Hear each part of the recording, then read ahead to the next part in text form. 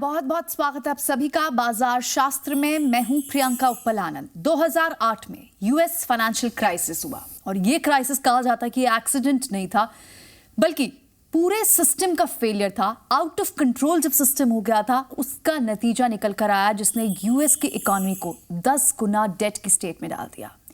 क्या हुआ था ये यूएस फाइनेंशियल क्राइसिस, किस तरह से हुआ था, किन की गलतियां थी और क्या इन्हें समय रहते रोका जा सकता था, इसी पर चर्चा करेंगे इस एपिसोड में। मेरे साथ हमारे शो के एक्सपर्ट सुनील मिंगलानी बने हुए हैं। सुनील, बहुत बहुत स्वागत है आपका।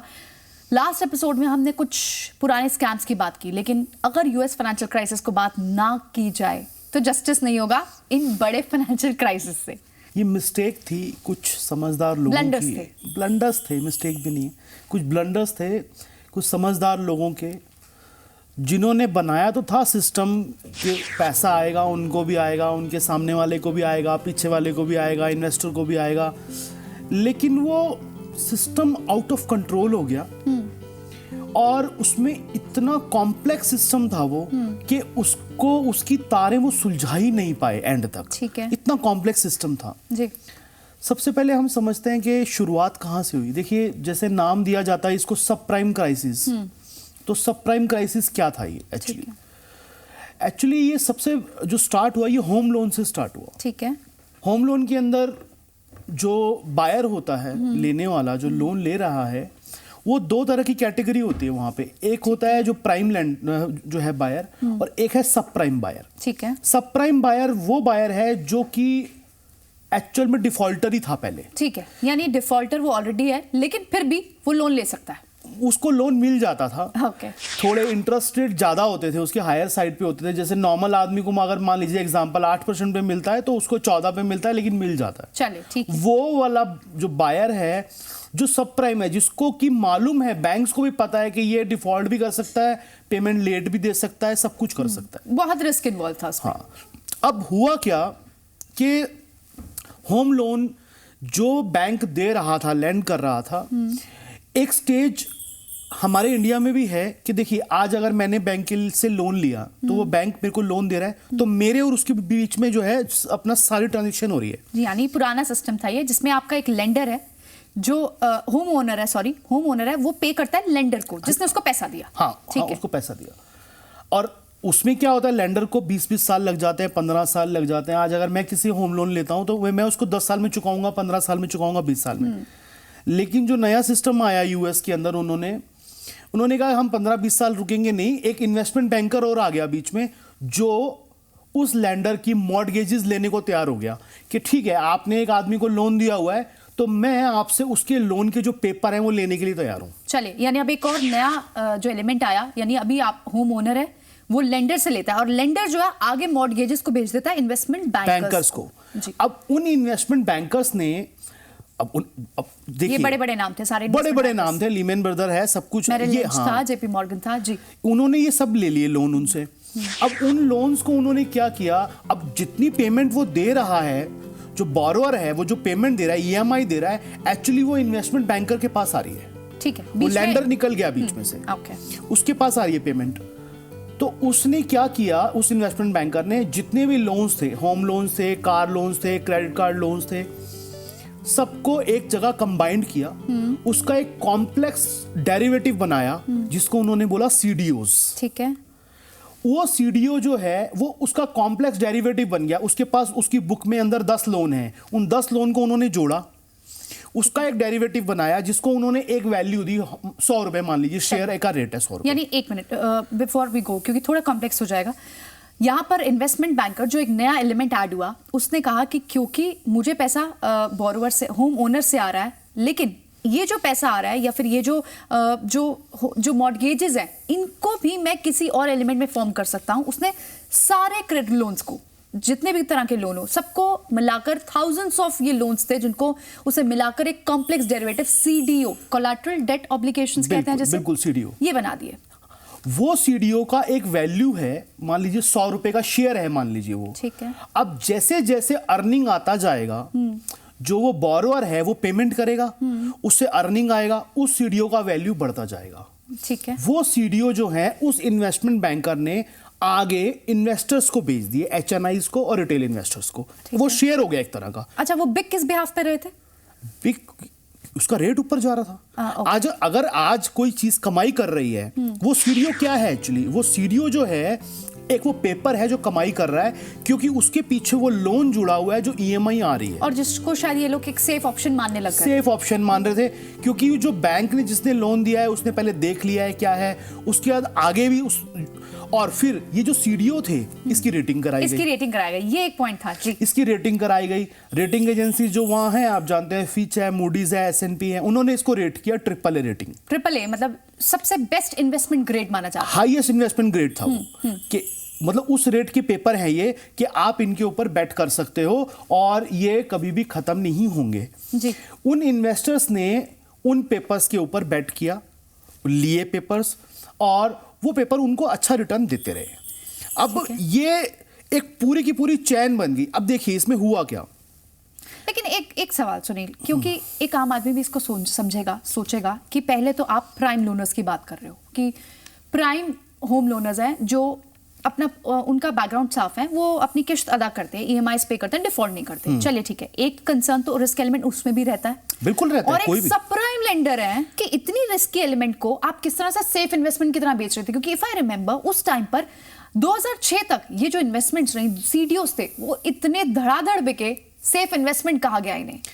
वही मैं आपको वही बता रहा हूं कि इसमें बाद में सब प्राइम जो बोरोवर थे उनके लोन भी ऐड कर दिए गए एक्चुअली, और उसकी रेटिंग भी AAA ही थी। जो एजेंसियां थी उन्होंने उसको भी AAA रेट किया। उस इन्वेस्टमेंट बैंकर ने, चाहे वो लीमन ब्रदर हो चाहे कोई भी नाम हो, उससे डेरिवेटिव के अंदर, सीडीओ के अंदर उसको डाल दिया सब प्राइम को। हालांकि उसका इंटरेस्ट जो रेट था वो हायर साइड पे था, उनको इनकम भी ज्यादा आ रही थी, लेकिन उसमें रिस्क भी था जी। अब इस सारे खेल के अंदर हुआ क्या, जो सीडीओ है वो लास्ट इन्वेस्टर के पास पड़ा हुआ है। उस सीडीओ को वो कैश करेगा किससे? इन्वेस्टमेंट बैंकर से। इन्वेस्टमेंट बैंकर के पास पैसा कहां से आ रहा है? जो लेंडर है। लेंडर पैसा किससे ले रहा है? एक्चुअल जो बोरोवर है उससे। तो ये एक पूरी चैन हो गई। इस पूरी चैन के अंदर आप सोचिए, उन्होंने इस चीज की परवाह नहीं की, इस चीज को सोचा नहीं कि अगर जो एक घर है जिसके ऊपर ये 4 सीढ़ी चल रहे हैं, 4 लोग जिस पे जिंदा हैं, अगर वो एक घर नीचे चला गया, उसकी कीमत गिर गई, या वो बोरोवर पैसे नहीं चुका पाया, तो इस सब का क्या होगा? इनफैक्ट एक पॉइंट यहां भी आ गया जब लीवरेज रेशियो भी उनकी डिस्प्रोपोर्शनेट दिखने लग गई। यानी अगर आपका जो पैसा है इन्वेस्टमेंट बैंक है, ये भी एक स्टेट आई कि आपका अपना इन्वेस्टमेंट बैंकर्स का जो पैसा है और रेशियो को अगर देखें कि कितना पैसा बोरो किया है, तो वो 13:1 का होने लग गया था। 33:1 भी हो गया, लेटर हो गया था, जिसको बाद में SEC ने भी लिमिट रेस कर दी। बिल्कुल, उन्होंने ये देखा कि ये लीवरेज ना डे बाय डे बढ़ती जा रही है। जितना कोलैटरल है उनके पास, जितना उनके पास में लोन का जो कागज है, पेपर है, उस जो सीडीओ बेच दिए उससे कई गुना ज्यादा थे। अब आप सोचिए, आपके पास एक चीज पड़ा है, उसी का आपने एक डेरिवेटिव बना दिया, उस डेरिवेटिव को आपने उससे कई गुना ज्यादा बेच दिया। राइट। अब अगर वो चीज खत्म हो गई तो वो सारा कुछ खत्म हो जाएगा। बिल्कुल। पहली गलती तो आपकी, जो पहला एक फर्स्ट हैंड पे गलती हमें दिखती है, वो ये कि उसको इतने रिस्कियर एलिमेंट को S&P भी रेटिंग दे देता है AAA का। S&P भी देता है, फिच भी देता है, मूडीज भी देता है, सब रेटिंग देते हैं। तीनों रेटिंग एजेंसीज AAA उसको रेटिंग देता है, हाईएस्ट इन्वेस्टमेंट ग्रेड। बड़े इन्वेस्टमेंट बैंकर्स खतरे को भाप ही नहीं रहे हैं। लीमन ब्रदर्स नहीं देख रहा है, मेरिल लिंच नहीं देख रहा है, JP मॉर्गन नहीं देख रहा है, रिस्क एलिमेंट वो ढूंढना ही नहीं चाह रहे हैं। रिस्क एलिमेंट एक्चुअली क्या है? देखिए प्रियंका जी, उनको मालूम है रिस्क एलिमेंट क्या है, उनको मालूम है कि हो सकता है रिस्क, लेकिन क्या है, जब तक म्यूजिक बज रहा है तब तक सब नाच रहे हैं। वही काम हो रहा था वहां पे। पैसा बन रहा है तो पैसा बन रहा है, सब बना रहे हैं। आप जो लेटेस्ट स्टेजेस के अंदर 2006-7 में उन सीडीओस को सेल करने के लिए अपने एम्प्लॉयज को बेइंतहा बोनसेस दिए गए, कई और जो ऐसी बातें जो हम यहाँ नहीं बता, गलत तरीके से उनको इस तरह से वो किया गया मोटिवेट कि आप इनको सेल कीजिए। उन्होंने बेचा, उनको इंसेंटिव भी लिए, लाखों डॉलर उन कंपनियों ने अपने एम्प्लॉयज को इंसेंटिव दिया कि आप इन सीडीओस को सेल कीजिए इन्वेस्टर्स को। और इस बीच एक और चीज बहुत इंपॉर्टेंट हुई, क्योंकि हर किसी को लोन मिल सकता था, इसलिए हाउसिंग प्राइस भी हाउसिंग प्राइस भी ऊपर चले गए, वो भी बढ़ने लग गए। उसके बाद असली जो प्रॉब्लम आया उसके बाद आया, एक्चुअली उस समय आया पिक्चर में AIG। अब AIG के रोल की भी यहाँ चर्चा होगी। यानी सबसे बड़ा वर्ल्ड का बिगेस्ट इंश्योरेंस कंपनी मानी जाती है AIG, जो कोलैप्स हो गया था पूरी तरह से यूएस फाइनेंशियल क्राइसिस में। क्या भूमिका थी और उसने कैसे इस क्राइसिस को बढ़ावा देने में मदद की? यहाँ यही कहना होगा, कैसे फ्यूल किया इस पूरे गैम्बल को? गैम्बल भी हो सकता है, ये कहा जा सकता है।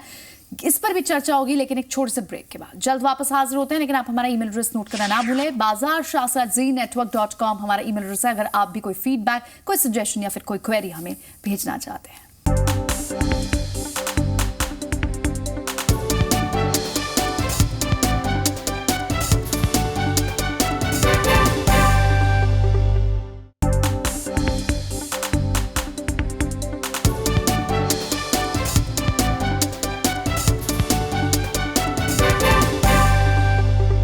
ब्रेक के बाद एक बार फिर आपका स्वागत है। आप देख रहे हैं बाजार शास्त्र और यहाँ चर्चा हो रही है यूएस फाइनेंशियल क्राइसिस की। जी हाँ, अब तक का सबसे बड़ा फाइनेंशियल क्राइसिस। और अब हमने बहुत इंटरेस्टिंग मोड पे यहाँ ब्रेक ली थी, आपने AIG की डिस्कशन किया।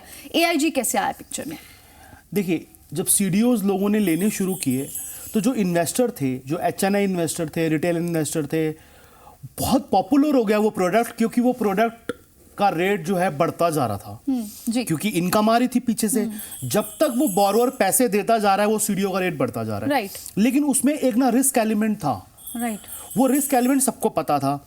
तो जो अच्छे इन्वेस्टर थे, उन्होंने इंश्योरेंस कंपनी को बोला कि आप हमें इसकी प्रोटेक्शन दीजिए। इंश्योरेंस कंपनी ने, AIG ने CDS निकाले। जी।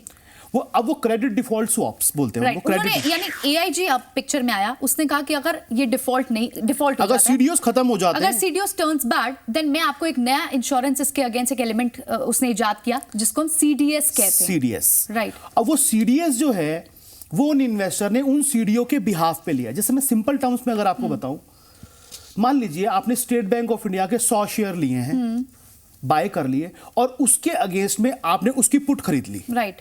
आपने प्रोटेक्ट कर लिया अपने आप को कि अगर ये स्टॉक ऊपर जाएगा तो ठीक है, और नीचे आएगा तो मेरे को वो पुट मेरा हेज करेगी। राइट। वो तो ठीक है, मार्केट दो ही डायरेक्शन में एक्सेस करेगी, ऊपर चढ़ रहा है तो वैसे भी फायदा, और गया तो पुट मेरे को दे देगा पैसा। हाँ, तो एक तरह से हेज हो गए वो इन्वेस्टर, तो हेज हो गए।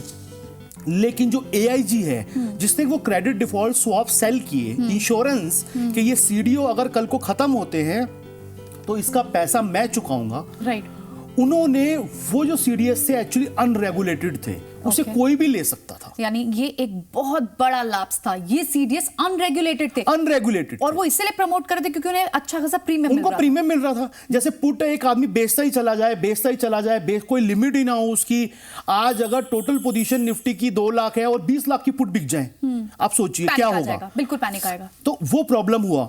उस जो CDS को कोई भी ले सकता था, जिसके पास वो इंस्ट्रूमेंट जो CDO है, पेपर है या नहीं है, वो भी ले सकता था। यानी आप एक मिनट, एक और क्लैरिटी यहाँ होनी चाहिए। यानी जिसके पास CDO है, वो अपने आप को इंश्योर तो कर रहा है CDS लेकर, कि अगर मेरा CDO फेल हो जाता, अगर मेरा डिफॉल्ट कर जाते हैं, अगर लोन्स नहीं, पैसा मेरे को वापस आता, तो कोई बात नहीं, मुझे AIG इंश्योरेंस कंपनी है तो ये मुझे इंश्योरेंस दे देगी इसके अगेंस्ट। लेकिन जिनके पास CDS नहीं भी थे, वो भी CDS ले रहे थे। बिल्कुल, वो जैसे जिसके पास स्टेट बैंक ऑफ इंडिया का मान लीजिए शेयर नहीं भी है, वो भी उसकी ऑप्शन खरीदना शुरू कर दे, पुट ऑप्शन, और इतनी खरीद ले अनलिमिटेड। और सामने जो सेलर है, उसका ऑप्शन का जो सेलर है पुट ऑप्शन का, वो बेचता ही चला जाए। और यहाँ एक चीज और आई जी, उस इंश्योरेंस प्रोडक्ट को बेचने के लिए भी अपने एम्प्लॉइज को इंसेंटिव्स दिए गए। राइट। यानी लेकिन एक और चीज, यहाँ पर खतरा कितना बड़ा था ये समझाने की बहुत जरूरत है। लेकिन आप कह रहे हैं यानी जो CDS थे, उनमें सबसे बड़ा डिफॉल्ट क्या था, उनमें सबसे बड़ा बैकड्रॉप ये था कि अगर आपका अपना घर है, आप अपने घर को तो इंश्योर करेंगे ही करेंगे, लेकिन जिसका घर अपना नहीं है, उसके घर को भी कोई 50 लोग या 500 लोग या 5000 लोग जो भी CDS लेने वाले हैं, वो भी इंश्योर कर सकते हैं। बिल्कुल इंश्योर कर सकते हैं। तो अगर एक के घर का एक घर डिफॉल्ट करता है, तो यहाँ 50 या 500 लोग ऐसे सिस्टम में खड़े हो जाएंगे जो उसके अगेंस्ट कॉम्पनसेशन मांगेंगे। मान लीजिए आपका एक घर है, आप उसकी इंश्योरेंस करा सकते हैं, ठीक है, वो हो सकता है। आपके घर की इंश्योरेंस मैं भी करा लूं, ये भी करा लें, वो भी करा लें, वो भी करा लें, सब करा लें। एक घर के ऊपर 50 इंश्योरेंस हुई है, अगर एक घर कोलैप्स कराया तो उन 50 लोगों को पैसा देना पड़ेगा। बिल्कुल। तो ये हो रहा था एक्चुअली वहां पे, ये डिस्प्रपोर्शनेट हो गया सिस्टम में। और उस रिस्क को वो लोग समझ नहीं पाए, क्योंकि अगेन जब सब कुछ चल रहा था सही, सब तक चल रहा था, जिस दिन प्रॉब्लम आया लोन में, एक्चुअली अब देखिए स्टार्ट कहां से हुए थे हम, होम लोन से, सब प्राइम, घर वो एक ही है, ये सारा चैनल उसके आगे जुड़ा हुआ है। उसके आगे लैंडर है, उसके आगे इन्वेस्टमेंट बैंकर है, उसके आगे रेटिंग एजेंसीज हैं, उसके आगे इन्वेस्टर है, और उसके आगे ये एआईजी इंश्योरेंस कंपनी आ गई। यानी कि ये 7 लोग जुड़े हुए हैं, उस एक घर के ऊपर है सब कुछ। और हर कोई अभी अपना सिर्फ फायदा देख रहा है कि ठीक है, अगर मेरे इन्वेस्टमेंट बैंकर को, लीमन ब्रदर को लगता है कि ठीक है मेरे सीडीएस अगर बिक रहे हैं, हाँ। मेरे सीडीओस अगर बिक रहे हैं, कोई बात नहीं, मैं बोनस स्कीम्स देता हूं कि सीडीओ बिके, सीडीओ और बिके। एआईजी सोचता है कि कोई बात नहीं, मेरे अब सीडीएस बिके, मैं कितनी भी, तो यानी आप धीरे धीरे करके आप रिस्कियर सिस्टम को बनाते चले जाते हैं। लीवरेज क्रिएट हो गई सिस्टम के अंदर, जो अंडरलाइन असेट है वो तो इतना नहीं था, उसके ऊपर जो लीवरेज का पहाड़ बहुत बड़ा बन गया, और जैसे अंडरलाइन असेट की प्राइस गिरी उसी समय सारा सिस्टम कोलैप्स हो गया। राइट। लेकिन अब देखिए यहां सबसे बड़ी दिक्कत क्या है कि जो इन्वेस्टर थे, उन इन्वेस्टर ने वो प्रोडक्ट के ऊपर विश्वास कैसे किया? उन रेटिंग एजेंसी से। या पहला लैप्स, सबसे पहला लैप्स यहाँ ये होता है कि रेटिंग एजेंसी AAA रेटिंग किस बिहाफ पे दे रही थी? आज वो रेटिंग एजेंसीज, वही रेटिंग एजेंसीज आज इंडिया को रेट कर रही है, इंडिया को रेट कर रही है। वो बोले आपका जंक रेट कर देंगे हम। हाँ। उनको वहां जाके नहीं पूछा है किसी ने कि AAA रेटिंग का पेपर 2 महीने के अंदर जंग हो जाता है, वो क्या हुआ? राइट। आज जब इंटरनेट कंपनीज खत्म हुई 2000 में, उन इंटरनेट कंपनीज में जो थी .com कंपनीज, उन कंपनियों की 2 महीने पहले AAA की रेटिंग थी, और 2 महीने बाद उनके शेयर 90% तक गिर गए। इसका सोल्यूशन ये था सुनील, क्योंकि इन रेटिंग एजेंसीज ने अपने लिए ये ओपिनियन दी कि हम जो रेटिंग्स देते हैं दे आर जस्ट ओपिनियंस, लेकिन क्रेडिबिलिटी नहीं। आप समझिए, इनकी वॉलेटिलिटी से, इनकी सूटेबिलिटी से कोई लेना देना नहीं है। लेना देना नहीं है, लेकिन क्रेडिबिलिटी है कि एक कंपनी की क्या रह जाती है। बहुत बड़ी बात एक रेटिंग एजेंसी एक चीज को रेट करे है कि AAA रेटिंग का जो पेपर है वो ये देख नहीं रही है इसके पीछे रिस्क कितने जुड़े हुए हैं, और वो रेटिंग एजेंसी इंडिया को आके बोलते हैं हम आपको रेट करेंगे, हमें पता है कितने रिस्क जुड़े हुए हैं। अपने पेपर को तो आप रेट नहीं कर पाए। अपने पेपर आपके सारे के सारे खत्म हो गए, और एक वहां रिटेल इन्वेस्टर को, जो वहां इन्वेस्टर थे, उनको 1 रुपया नहीं मिला। लेकिन उन एजेंसियों का आज भी कुछ नहीं बिगड़ा। आप देखिए वो एजेंसियां आज भी काम कर रही हैं, वो आज भी दूसरे को रेट कर रही हैं। राइट। लेकिन सुनील, इस सारे सिस्टम में ये लैप्स होता रहे, 2000 से चलता रहा, 2008-15 सितंबर में जाकर 2008 में ये सारा का सारा कोलैप्स हुआ, जब लीमन ब्रदर्स के शेयर भी गिरे, और पूरी इकोनॉमी, इंडियन सिर्फ यूएस की इकोनॉमी नहीं, यूरोप की इकोनॉमी, हर जगह, क्योंकि हेजर्स बैठे हुए थे, हर जगह हेज फंड्स बैठे हुए थे, सब पे आफ्टर इफेक्ट आया। लेकिन इन सब स्टेजेस के बीच किसी ने वार्न नहीं किया, किसी ने रेज नहीं की अपनी वॉइस, किसी ने अलार्म नहीं किया। बहुत सारे लोग थे जिन्होंने वार्न किया, बहुत सारे लोग थे जिन्होंने रेस की ये बात। सब प्राइम है, लोग वो लोन चुका नहीं सकता, उसके पास पैसे नहीं है देने के लिए, उसको भी लोन दिए जा रहे हैं, उस लोन के सीडीओस बन रहे हैं, सीडीओस आगे इन्वेस्टर को बिक रहे हैं, इन्वेस्टर आगे सीडीएस खरीद रहा है, सब चैनल चल रहा है। इनफैक्ट एक और इसमें कड़ी जब जुड़ी, जब एआईजी जब धड़ाधड़ सीडीएस बेचने पे लगा था, दे वर सेलिंग सीडीएस, तो गोल्डमैन सैक्स भी आया पिक्चर में। बिल्कुल, उसने भी पाइल अप किया इस रिस्कियर एसेट को। उसके पास प्रोडक्ट नहीं था, उसका सीडीओ नहीं था, लेकिन उसने फिर भी सारे सीडीएस खरीदे। उसको फ्यूल देने में गोल्डमैन सैक्स का बहुत बड़ा हाथ था। राइट। अब लेकिन अब जब सब कुछ हो गया, अब वो क्या हुआ लास्ट में कि जो पैसा नहीं चुका पाया, बैंक ने उसको बोला मेरे को पैसा दीजिए। उन्होंने बोला पैसा हमारे पास नहीं है, ये घर है, आप इसको नीलाम कर दीजिए। घर नीलाम करने के लिए जब वो गए, सामने बायर नहीं था, तो रेट कम हो गए। तो ऐसे एक घर हो तो बात समझ में आती है, जब सैकड़ों घर हो तो बायर सूख गया। रेट, जिस मकान का, जिस चीज के ऊपर 1 लाख रुपए का मान लीजिए लोन दिया गया था, उसकी वैल्यू घट के 60,000 हो गई। राइट। तो कंपनी क्या करेगी? लोन तो गया उसका। ऐसे ही वो धीरे धीरे सारा सिस्टम जो है कोलैप्स कर गया, और उनको ये समझ में नहीं आया, और इंश्योरेंस कंपनी साथ में और मरी। क्योंकि इंश्योरेंस कंपनी ने इंश्योर्ड किया हुआ था प्रोडक्ट, और वो प्रोडक्ट इंश्योर्ड किया था जो प्रोडक्ट था ही नहीं। या फिर ये कहेंगे कि क्योंकि एक सिस्टम के फेलियर ये इसलिए भी है क्योंकि इतनी बड़ी पावर्स लगी हुई थी साथ में कि छोटी छोटी वार्निंग्स को वो इग्नोर करते जा रहे थे। फॉर एग्जांपल, अगर चीफ इकोनॉमिस्ट की बात करें, IMF के रघुराम राजन, उन्होंने कैटास्ट्रोफिक मेल्टडाउन कहा था इसे, कि आप ये बहुत बड़ा खतरा ले रहे हैं, लेकिन उसको पूरी तरह इग्नोर किया गया। होता है, देखिए ऐसा प्रियंका जी, जब भी ना इतना बड़ा सिस्टम रन कर रहा हो, उस सिस्टम के अंदर हजारों के हिसाब से लोग जुड़े हो, सबको पैसा बन रहा हो, उस समय ना छोटी छोटी जो वार्निंग्स होती है ना, उनकी तरफ ध्यान नहीं दिया जाता। और ये बड़ा बड़ा पैसा किसकी जेब में गया? गोल्डमैन सैक्स के चीफ की जेब में गया, लीमन ब्रदर्स के चीफ की जेब में गया, और आम आदमी 10 गुना और अनएम्प्लॉयड हो गया। बिल्कुल, तो ये होता ही हमेशा ऐसा है।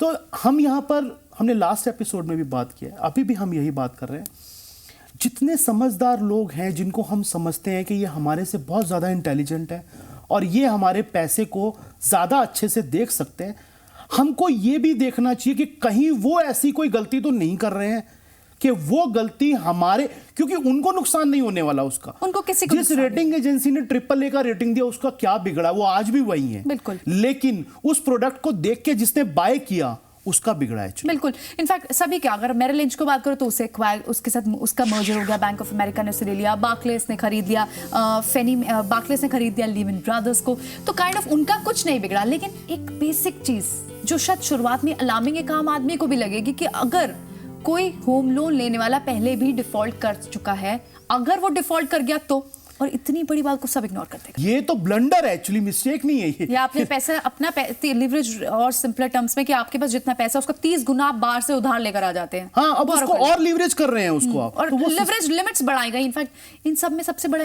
डिसअपॉइंटमेंट ये भी रही कि चाहे वो फेडरल रिजर्व की बात हो, चाहे वो सिक्योरिटी एक्सचेंज कमीशन की बात हो, सब ने इग्नोर किया, कोई प्रॉमिसिंग स्टेप्स नहीं लिए, कोई भी डैमेज कंट्रोल वाली स्टेट नहीं देखने को मिली उनकी तरफ से।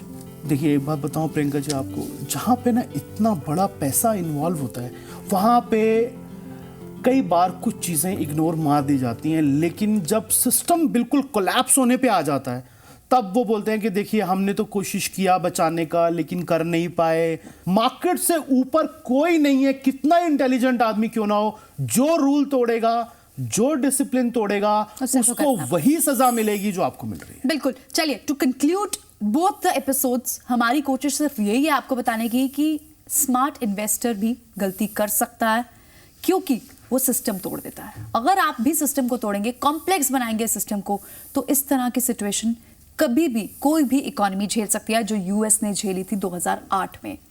इसी के साथ फिलहाल शो को यहीं समेटते हैं। शुक्रिया सुनील शो में आने के लिए। इंटरेस्टिंग कॉन्सेप्ट, इतना कॉम्प्लेक्स इशू है ये यूएस फाइनेंशियल क्राइसिस। उम्मीद है हमने एक सिंप्लीफाइड वे में व्यूअर्स को समझाया होगा, और सीख हमारी यही देने की कोशिश है कि आप अपने एक ट्रेडिंग सिस्टम को माने, कॉम्प्लेक्स मत बनाए चीजों को, और अपनी आंखें और कान खुली रखकर। और एक बात और मैं लास्ट में बोलना चाहता हूँ, थोड़ी सी कॉमन सेंस का यूज करें, क्योंकि कॉमन सेंस एक्चुअली ना बहुत ही अनकॉमन होती है, क्योंकि वो लोग उसको सेंस नहीं कर पाते। छोटी सी चीज को लगाइए कि एक चीज चल चुकी है, वो अपनी इतनी हाईएस्ट लेवल पे पहुंच चुकी है, यूफोरिया आ रहा है, बाहर हो जाइए वहां से। पैसा आ गया आपको, आप निकल जाइए वहां से, लास्ट तक राइड करने की कोशिश मत कीजिए, थोड़ी सी कॉमन सेंस का इस्तेमाल कीजिए। चलिए, बिल्कुल। इसी के साथ उम्मीद यही रहेगी कि हमारे व्यूअर्स, हमारे बाजार शास्त्र के जो दर्शक है वो भी इतने मैच्योर हो चुके हैं कि इन कॉन्सेप्ट्स को समझते नहीं, सिर्फ इंप्लीमेंट भी करना आप शुरू कर चुके हैं। चलिए, अगले हफ्ते फिर होगी आपसे मुलाकात। इसी के साथ दीजिए इजाजत। नमस्कार।